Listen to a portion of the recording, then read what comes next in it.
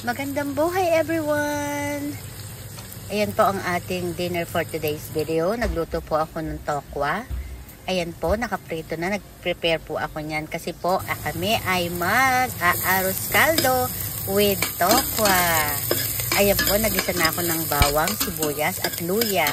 At pagkatapos po medyo mamula-mula at lumabas ang amoy ng ating bawang at sibuyas with luya, isusunod po natin ang ating chicken, ano na po yan, slice na po siya. Yung medyo buto-buto po. Yan po yung ihahalo po sa aking arroz caldo.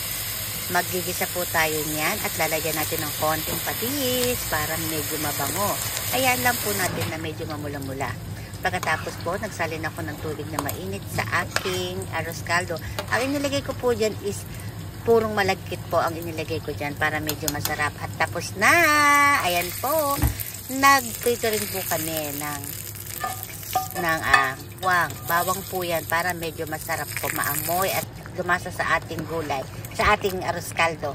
Ayan po, luto na ang ating arroz caldo, mga mamshi. Kain na po tayo. Thanks for watching guys. Bye!